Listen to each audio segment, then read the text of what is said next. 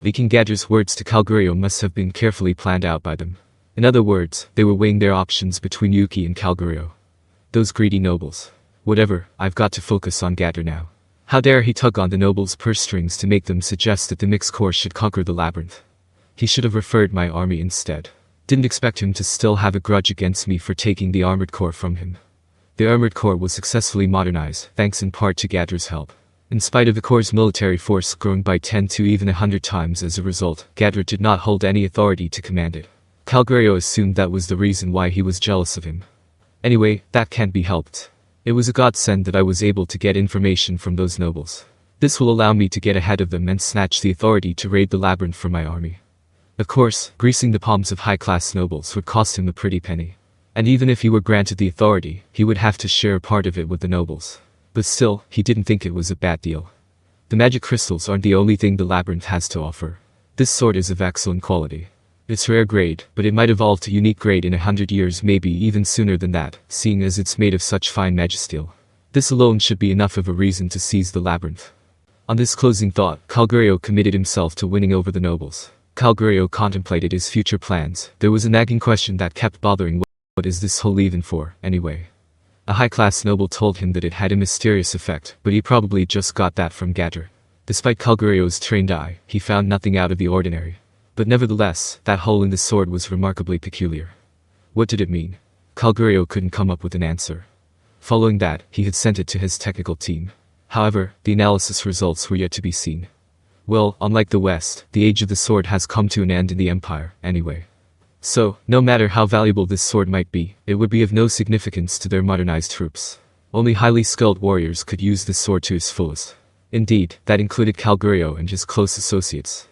On that note, he looked forward to the results of the appraisal. A few days later, Calgurio was astounded by the report that had come in.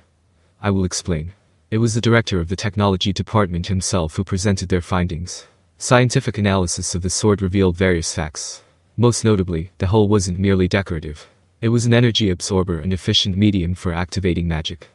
In other words, it wasn't a sword but a magic trigger. Demon Lord Rimuru, was it? Looking at this intriguing thing he's come up with, that guy's not to be taken lightly. Indeed, the director remarked. This sword, or more broadly, weapon, is designed to mimic a melee weapon, and intended to catch an opponent off guard by launching a surprise attack from the magic it possesses. Right. The crux of this weapon was in defying common knowledge, allowing those without the ability to wield magic to suddenly cast it. However, the director inquired, is it true that he got that from the labyrinth? About that, there is proof. I sent some of my own people, and Gadra seems to have told the truth. Calgurio had also sent his men to the monster capital Remuru to gather information about the labyrinth. Though investigating the inside of it became quite tricky around the 40th floor, they heard interesting stories from merchants and the like. The slotted swords were discovered in the labyrinth. Although they fetched a high price, they were cheaper than unique grade weapons. So, to what end are they going through all that trouble? Calgurio snorted. Give it some thought, and it'll become plain as day. We wouldn't adopt a new weapon without conducting trial runs, now would we? The director of the technical department was smart, but he lacked tactical vision. With Calgurio's brief explanation, he finally realized the merit behind what they did. "Oh, I see," he exclaimed. "So, he's been passing these on to a bunch of adventurers to investigate the effects, you think? That's certainly a reasonable approach."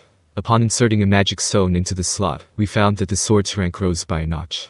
It turned into a high-powered magic sword, but it seemed to have other functions as well.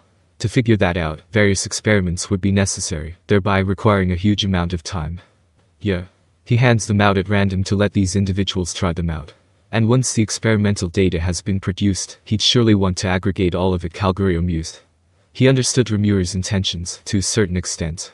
And experience had taught him that these kinds of experiments were time-consuming. At present, this sword was only in the experimental stage. However, it would be dangerous to let him perfect it. Humans were a peculiar bunch. Some of them could intuit the nature of things in the spur of the moment. This intuition tended to be sharpest among those that walked into the line of fire. "That is clever," Calgurio muttered, "performing human experiments by putting them into a labyrinth without a chance of death. They say you need this bracelet if you don't wish to die, but how that could be possible still remains a mystery after analyzing it. If the rumor is true, then military training should be a breeze," the director said, taking out a small tightly sealed box and presenting it to Calgurio. Inside the box, one of the treasures that Gadra brought, the Resurrection Bracelet, was stored. Of course, Calgurio pondered, it is questionable information. However, if my army could seize that labyrinth. If this rumor turned out to be true, it meant a huge achievement. Uo, you are indeed an ambitious man, Calgurio-sama. Will you go so far as to wage war against the Demon Lord? Of course I will. Pointlessly picking a fight with him would be a poor idea, but as things stand, the Great Jura Forest is en route to our invasion. Not to mention, that labyrinth is something we cannot ignore. Someone has to do it. Fufufu, you're using smooth words to smooth the way, I see. Calgurio and the director of the technology department laughed together. We can secure a stable supply of magic crystals and an efficient proving ground. And if things go smoothly, the enemy's new weapons will be ours, too. Then, the armored corps must conquer it under your command, Calgurio-sama, before the other divisions get the chance. That goes without saying. I suggest you look forward to it, Calgurio assured him with a gentle smile. However, the director chuckled. It seems the old man has become senile. Couldn't agree more. He was so dazzled by the magic crystals that he failed to recognize the more important things: the labyrinth, its treasures, as well as the ability of the swords. It's the downside of solely relying on magic, Calgurio added in agreement. Weapons that change rank such as this are unheard of. Gadra was an outstanding man, but the winds of change were blowing, heralding the end of the age of magic. This new wind science blew in and integrated with magic, setting the stage for a new era. That's why I am the best person to lead the armored corps. That old man is well, I would respect him if he just remained quiet. But if he allied with Yuki, then there's no need to go easy on him. Calgurio began to formulate a strategy in his mind. Antagonizing several demon lords would be an ill-fated approach, however, concentrating solely on Demon Lord Rimuru would be a cinch. Along with that, the Storm Dragon was their designated target. The Empire had sought its subjugation for the longest time.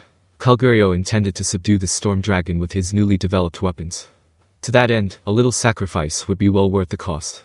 And yet, Gadra's stubborn refusal on the matter had driven a wedge between the two of them, one so great that it ultimately caused them to part ways. If we can subjugate that evil dragon, then even the slime demon lord will be no match for us. Now, I will show everyone that we are the strongest army in the Empire. The time has come. Calgurio was filled with excitement. He would bring Gadra down a peg or two and cement an unshakable position in the Empire. To do just that, he needed a crowning achievement under his belt. Therefore, it was paramount for the armored corps to subjugate the evil dragon and conquer the labyrinth. And for that to happen, at the next Imperial conference, I will propose a march, Calgurio declared. Oh, finally. Calgurio nodded in agreement. We should not give that demon lord time to prepare. That reason should suffice to silence the opposition. Oh Gadra, I won't let you steal a march from under my nose. And that brat, are you on cloud 9 now that you have Gadra on your side? I'm going to show you your place. Calgurio mocked his idiotic colleague, the fool who had the chance to grasp critical information, but let it slip without even realizing it. After all, he is but a foolish upstart, Calgurio firmly believed. He was incessantly brooding, even while scorning his colleague. How can I reap the greatest benefit? Lost in thought, Calgurio compiled the contents of his proposal to the Emperor. Calgurio's hand would awaken the Empire once more. The Imperial Conference was about to start. This time, the situation was unusual, given that the military officers present were rather tense, to say nothing of the civil servants. Perhaps sensing this atmosphere, people unrelated to the meeting didn't dare approach the conference hall. This meeting was on a different level. Everyone sensed it. The attendees lowered their heads as the entrance of the Emperor was announced. The silhouette of a person could be made out behind a bamboo blind. That person was the unifying Emperor, Rudranamal Nazca. He stood at the pinnacle of the Nazca Namria Momeria United Eastern Empire, the strongest military power in the world. His figure was hidden on the other side of the bamboo blind, as were his true intentions, which were never revealed to anyone. A supreme existence, which none except close associates had ever seen, intimidated the people in the conference, with his mere presence emanating from behind the blind. Peerless and absolute. Only a tiny handful of people could express their opinion to the Emperor. There were nearly 200 people assembled in the conference room. The three commanders, the commanders of each of the military corps and their adjutants. Neatly lined up were the elites of the Imperial Guardians. And lastly, the cabinet ministers, who administered the government of the country, as well as the great House of Peers, which was the Eastern Empire's backbone. Eminent figures gathered and lowered their heads. Only the rustle of clothes echoed through the quiet hall until even that sound disappeared. On cue, the Prime Minister motioned to the ceremonial officer. His Imperial Majesty the Emperor has arrived. In response, everyone greeted him in unison. It was a chorus of shouts that broke through the silence. Thus began the Imperial Conference, which would go down in history as weighing the benefits of their great expedition. The Imperial Conference opened solemnly. Opinions were split on the great expedition. Regarding the war, the first faction wished for it to be fast and decisive, while the other advocated for a more cautious approach. First of all, under what pretext would we start this war? What a stupid question. We will invade because it is what the Emperor wishes, simple as that. Is that possible? Those were the dividing lines this conference was stirring over. Between those who advocated caution and those who insisted frontal invasion. And the civil servants who were adamant about first launching diplomatic negotiations that included recommendations of surrender and the pressure of threats. If the Emperor willed the coming of war, there would be no room for dispute. However, an imperial order had not yet been given, and so the assembly proceeded according to each person's intentions. Starting the war was just a matter of time. So the problem wasn't when, it was how. The demon lords who ruled distant lands were also a hindrance, but as long as their territory wasn't violated, they wouldn't take action. The hurdle to overcome was Vildor, the storm dragon. Therefore, the focus of discussion ended up on the Great Jura Forest. One person voiced opposition to the war. With all due respect, Your Majesty, I am against this. It was the archmage of the Empire Master Gadra. He had openly and fearlessly offered his opinion to the Emperor. What a cowardly thing to say. You're still going on about that, Gadra Dono. Laughed one of the three commanders, the commander of the armored corps, Calgurio. This happened every time. The two represented the cautious faction and the belligerent faction. The West would easily crumble if we struck them. However, the evil dragon Vildor dwells within the Great Jura Forest. It was only 2 years ago that its revival was made certain, so of course we must be cautious. One of the sympathetic voices agreed. It was also joined by scoffs calling Gadra soft.